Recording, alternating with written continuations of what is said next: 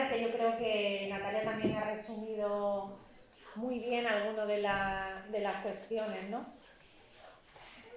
Bueno, yo quisiera comenzar agradeciendo al Centro Cultural Generación del 27, cuyo director me acompaña en la mesa, José Antonio Mesa Toré, y a la Diputación de Málaga, el haber hecho posible que hoy tengamos esta maravillosa edición de un texto inédito que Rafael Pérez Estrada escribió allá por el año 77 y que sin embargo va a ver la luz 43 años después, que se dice pronto.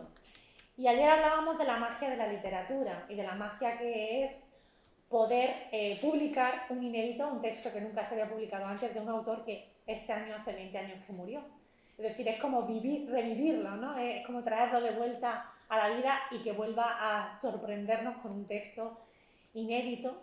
Y para los que no pudisteis estar ayer, Antonio Soler nos adelantó también que hay una novela de Pablo Aranda que verá la luz próximamente porque se ha dejado una novela inédita, con lo cual volvemos a sonreírnos por poder disfrutarlos, incluso cuando ya no están con nosotros.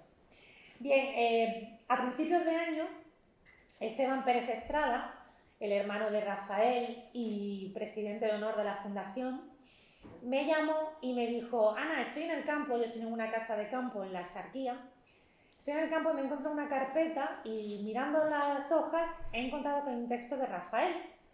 Debe ser de una época en la que él estuvo viviendo aquí en el campo con nosotros, pasando una temporada, y tiene su gracia.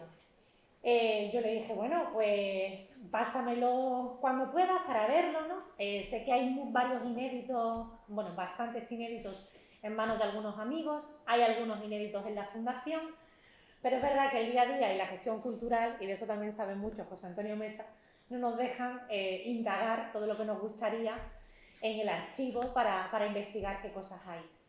Y casualmente Esteban mandó el texto, el original, al albacea de la obra de Rafael, que es José Ángel Cilleruelo, que vive en Barcelona, y él transcribió el texto. Y se quedó ahí. Me dijeron, bueno, sí, es un texto humorístico, no es muy largo, y cuando pasan los meses empiezo a preparar este seminario. Como conté ayer, hablé con Pablo para que él participara en el seminario, luego Pablo se nos fue el 1 de agosto y hubo que reajustarlo todo en ese alarde que nos está enseñando la vida, de que tenemos que ir improvisando y que las cosas van cambiando incluso sin previo aviso, ¿no? Pues me acordé de este texto.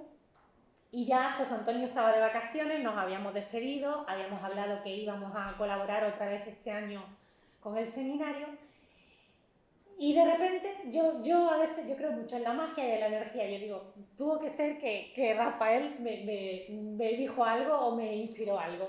Y le escribí un correo electrónico a José Antonio contándole, digo, José Antonio, tenemos un texto humorístico que es breve y yo creo que sería perfecto para publicarlo en la Imprenta Sur. Ahora, José Antonio, que nos cuente bien la trascendencia que tiene esta joya, porque es una joya, y todo lo que, por lo menos un resumen de lo que es la importancia de la Imprenta Sur.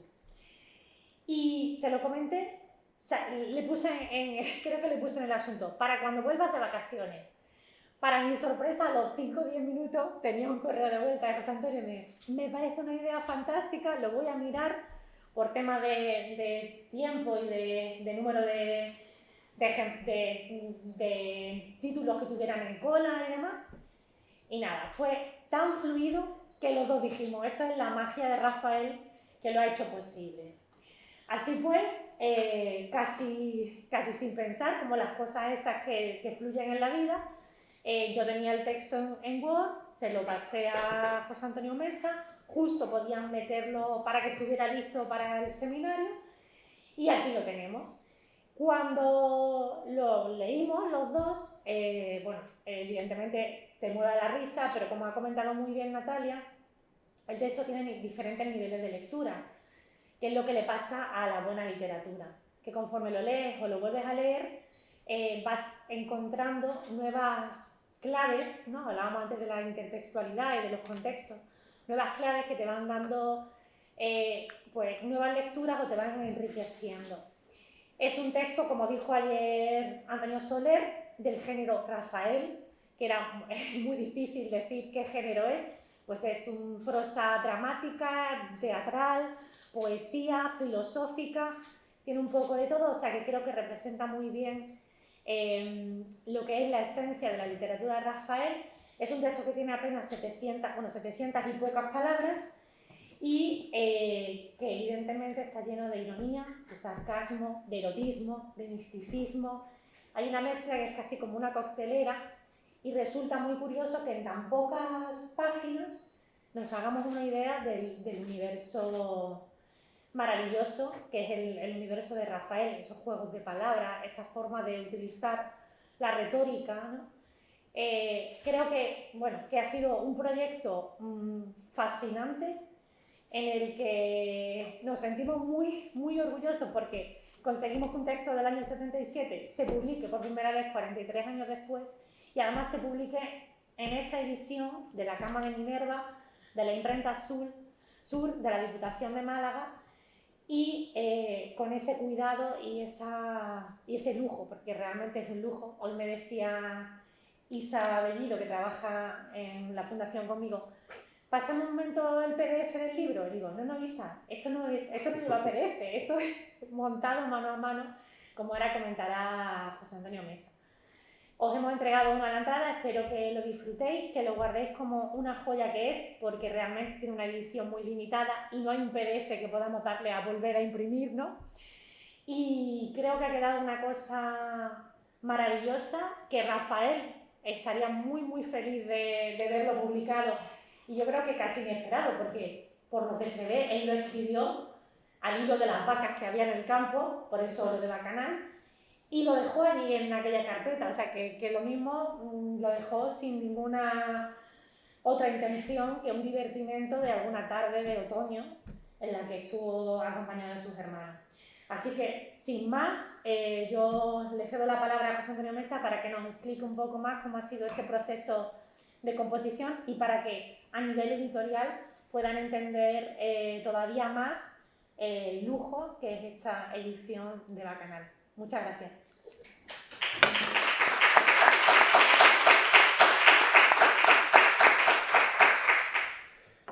Muchas gracias, Ana, y muchísimas gracias a ustedes por acompañarnos en esta nueva edición del seminario La Nube, que es ya la quinta. Yo te doy además la enhorabuena porque va cumpliendo años, y el Centro Cultural Generación del 27 ya lleva 3 ediciones colaborando con este seminario, porque siempre hemos pensado que nuestro centro es un centro afín a la Fundación Rafael Pérez Estrada, con el que tenemos mucho en común en nuestros objetivos culturales, y nos encanta, como tú bien sabes y como otros directores anteriores, que nos encanta colaborar con la Fundación por el hecho de que tenemos que ser agradecidos, y como algunos de ustedes sabrán, Rafael Pérez Estrada fue uno de los ideólogos para la creación en Málaga de un centro dedicado a los estudios de la brillante generación conocida como del 27, y también a la actividad cultural en un momento en que Málaga tenía muy pocas instituciones culturales. Así que eso es lo que nos lleva con amistad, con amor, con agradecimiento siempre a colaborar con la Fundación Rafael Pérez Estrada. Por eso mismo, como ha contado Ana, yo estaba de vacaciones y ella me escribió y yo contesté, ciertamente a los 5 a los 10 minutos. Eso me podía haber causado el divorcio, porque en mi casa está prohibido que si estás de vacaciones no puedes atender al trabajo. Bueno, pero hemos hecho ya varias colaboraciones juntos. desgraciadamente, en una idea muy ambiciosa, que era la publicación de la obra completa de Rafael, yo estuve trabajando 3 años con la directora anterior de la Fundación, Silvia Grijalvo, y después con Ana, para haber estado nosotros también ahí en la elaboración de esa edición de la obra completa, pero por cuestiones administrativas que a veces son tan enrevesadas, tuvimos que bajarnos del carro, tuvimos que desistir con todo el dolor de nuestro corazón, pero después afortunadamente pudimos inventar otras colaboraciones que sí llegaron a buen puerto. Y yo por lo menos estoy muy orgulloso de que el año pasado pudimos sacar la reedición de la revista Silvestra, la única revista creada por Rafael Pérez Estrada, y que sé que le ha alegrado muchísimo a muchísima gente de la cultura, porque era una revista modesta, pequeña, pero de una calidad, tanto en los contenidos como en su formato, en las colaboraciones artísticas, llena siempre, por supuesto, de la originalidad de Rafael, pero una revista que ya cuando pasó su tiempo, que además duró 2 años o cosas así, y con muy pocos números, pues solo los afortunados que la teníamos conocimiento de ella. Y por lo tanto el hecho de haber podido reeditarla para que más gente la conociera, pues cumple con lo que creo que tanto la Fundación Rafael Pérez Estrada como el Centro Cultural Generación del 27 es lo que quiere, que es difundir la obra de Rafael Pérez Estrada y que no caiga en el olvido su existencia, su personalidad fantástica y por supuesto todo lo que escribió y dibujó. Y hasta aquí llegamos ahora a Bacanal. Claro, yo entre lo que tú has dicho y lo que dijo antes Natalia, prácticamente no tengo que decir nada. Como no cobro, me puedo callar ya y ya está. Pero, claro, lo ha explicado muy bien Ana, cómo nació el proyecto. Era una idea muy tentadora, era una manzana que uno tenía que morder, porque, claro, que te hablen de que tienen un texto inédito, sabemos que hay más textos inéditos de Rafael, pero que tienen un texto inédito que es breve, que es una pieza de humor, que se va a dedicar el seminario de la nube este año al humor y la cultura, todo encajaba perfectamente, ¿no? Y claro, qué maravilloso poder, bueno, el que el Centro Cultural Generación del 27 custodie la imprenta Sur de Emilio Prados y Manuel Alto Laguirre, imprenta que publicó muchos de los libros de Rafael, porque él, que podía haber publicado en editoriales de mucho más prestigio, digamos, y con mucha mayor distribución, pero a él eso no le importaba y editó algunos de esos libros cuidados por él mismo, editó libros maravillosos en la imprenta Sur. Así que yo creo que, claro, que a Rafael le gustaría mucho tener entre sus manos un ejemplar como este.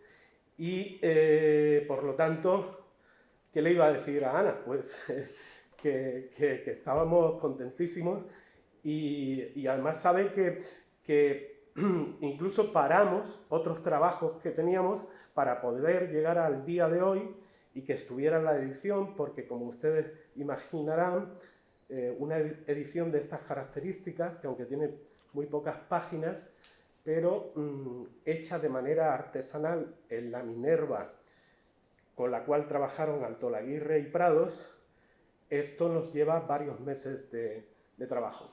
Y puedo decir que ha sido desde que en el año 2005 se reinició las ediciones en la imprenta Sur, ya estando en el Centro Cultural Generación del 27, esta sin duda ha sido la edición que hemos hecho más rápidamente Pepe Andrade y yo, y hay que agradecerle a Pepe el gran esfuerzo que ha realizado para que estuviera terminada a tiempo.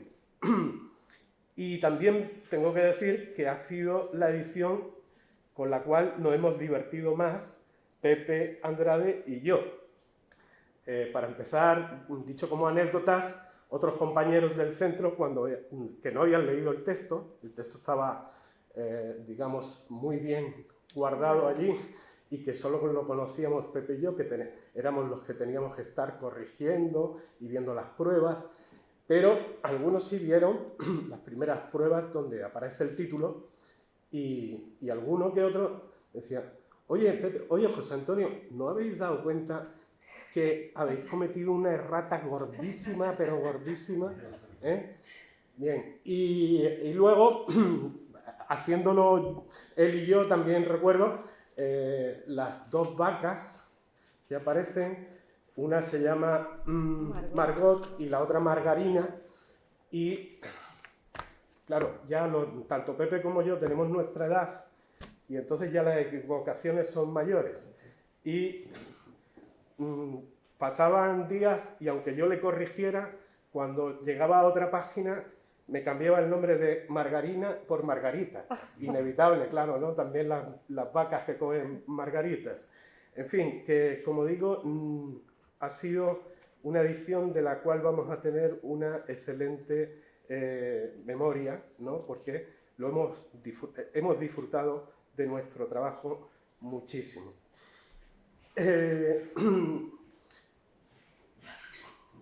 A lo que se ha dicho de qué se puede encontrar en el texto de Rafael aquí en Bacanal, ya digo que Natalia lo ha explicado muy bien, y también Ana.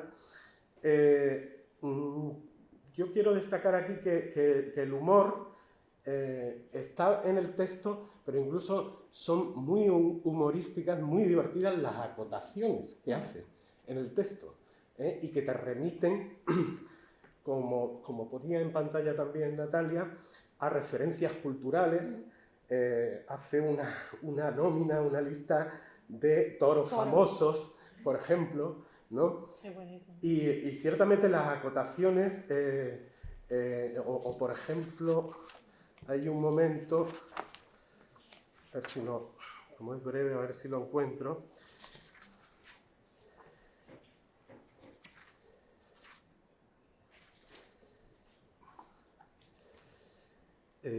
En que en el diálogo de el vaco o el toro, un diálogo muy triste, termina diciendo duermo, y entre paréntesis pone Rafael: si no lo dice Catastro, que es como se llama el toro, no se entendería, ya que es un monólogo, así que vale el duermo. ¿No? Este tipo de acotaciones que añaden más humor aún a la obra. Pero, siendo un texto tan cercano al surrealismo de Rafael y a ese tono tan humorístico, sin embargo, el fondo es triste y es cruel.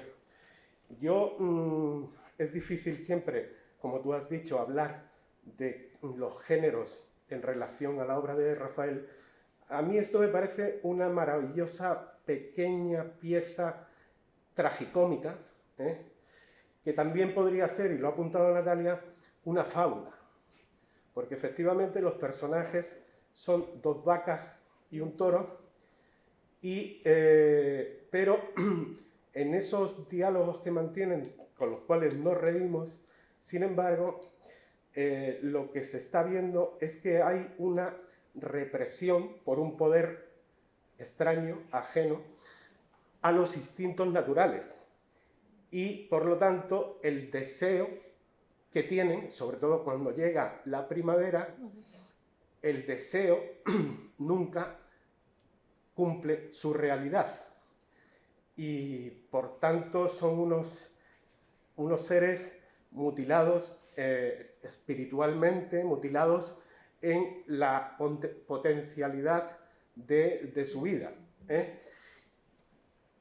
Y digo que sería también una fábula porque, aunque sean animales, pero como ocurre en la tradición literaria, se puede extrapolar al género humano.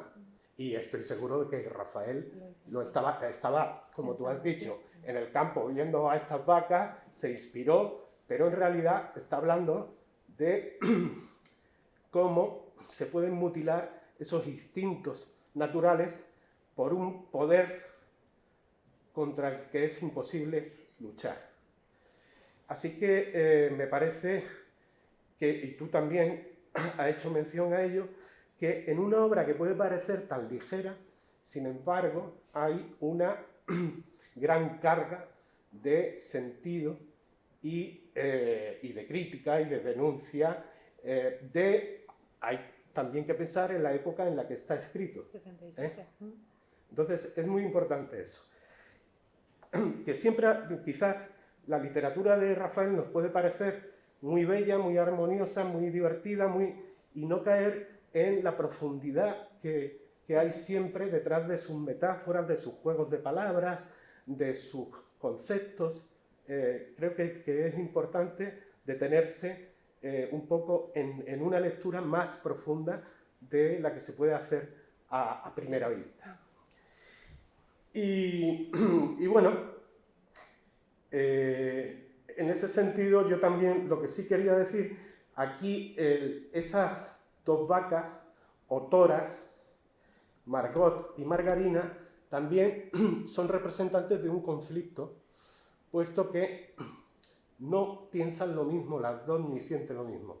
Margot es la postura rebelde, que no se contenta con la realidad que vive y que trata de salir de ella para buscar lo que anhela y lo que sospecha que es verdaderamente la realidad. Y sin embargo, Margarina es la postura contraria, es la que acepta lo que tiene, una postura inocente y que además está provocada por el miedo a perder la fidelidad y el amor de Margot, hasta el punto de que siente celos de que pudieran existir toros o vacos que le pudieran arrebatar el amor de Margot. Como veis, es compleja para ser solo 4 o 5 páginas o 700 palabras, como ha contabilizado Ana. Es una obra compleja y de profundidad. Y bueno, nada, voy a terminar diciendo a lo que habéis dicho de Currito, que efectivamente vive.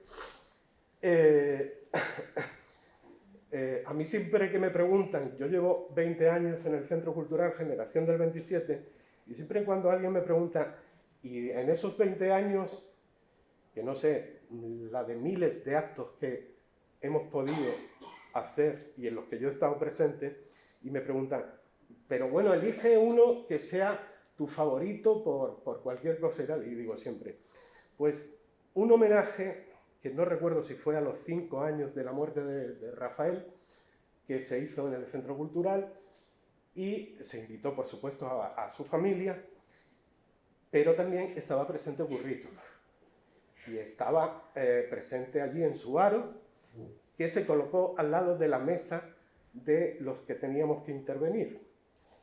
Y recuerdo, ya no me acuerdo tendría que mirarlo para saber quiénes eran todos los invitados, pero en fin, gente importante de la cultura. Amancio Prada estuvo cantando, Juan Carlos Mestre hablando sobre la obra de Rafael, y etcétera, etcétera, ¿no? Y entonces, mientras todos hablaban, Currito mantenía un silencio escrupuloso y cuando terminaba jaleaba al público para que aplaudiéramos. No me lo estoy inventando, es cierto que lo estaba haciendo continuamente. Y ya cuando llegó Amancio Prada y cantó, ya allí fue ya, el jaleo que él dio ya fue increíble, ¿no? Bueno, y ya termino, creo que me he extendido muchísimo. Yo al principio le decía a Ana, pero ¿qué vamos a contar de esto? Pero bueno, voy a terminar diciendo que además esta edición es también muy entrañable por el hecho de que recuerde, por supuesto, como siempre, la figura de Rafael Pérez Estrada, que sigue muy viva en muchos lectores, afortunadamente, y por supuesto en muchas personas que, como yo, tuvimos la fortuna de conocerlo y de tratarlo. Y que, por supuesto, el poder comer con Rafael o estar o tomar café o estar con él en algún sitio era maravilloso por su sentido del humor, que venía aparejado a su gran imaginación. Y entonces era muy ocurrente. Bueno, su maestro era Ramón Gómez de la Serna, es decir, que entonces con eso lo decimos todos. Si él era capaz de llegar por lo menos a la misma altura con sus ocurrencias, las frases que soltaba, y además era rapidísimo de inteligencia. Entonces, y en cualquier tertulia, en cualquier mesa en la que estuviera, siempre acaparaba la atención de los demás. Y él se sentía muy a gusto, sí. Eso por supuesto. Pero claro, eso fue, para todos nosotros fue un aprendizaje estupendo. Y si no aprendimos nada, por lo menos disfrutamos mucho de estar escuchando a él, ¿no? Y luego, por supuesto, ayer la jornada dedicada a Pablo Aranda, pues fue especialmente emotiva, porque ciertamente Rafael murió joven, pero Pablo murió jovencísimo, digamos, ¿no? Y a mí personalmente me afecta mucho, y como dijo ayer Antonio Javier López, hablar de Pablo le cuesta, y a mí me sigue costando, porque por fortuna para mí yo fui 27 años amigo continuamente de Pablo Aranda, es decir, más de la mitad de su vida, ¿no? Y Pablo, como todos sabemos, pues el primer día que lo conocías te caía muy simpático y decías, es que es muy, muy simpático, ¿eh? Si tenías la fortuna de continuar la relación con él, como yo la tuve, que además entramos los dos a ser profesores en la universidad el mismo día y con clases colindantes, pues entonces descubrías lo que siempre se repite de Pablo, ¿no? Una persona afable, una persona con un corazón de oro, y no es un tópico en este caso, ¿no? Siempre dispuesto a ayudar. Pero también se dijo aquí ayer, y yo también quiero subrayarlo, que no olvidemos, por eso no vayamos a olvidar el hecho de que detrás había un gran escritor, que su obra merece muchísimo, muchísimo la pena, y solo si recordamos al hombre, vamos a perder mucho. Y una manera, yo siempre digo que para mí él no ha muerto, yo seré amigo suyo hasta el final de mis días. Y lo que me consuela es que él está en sus libros.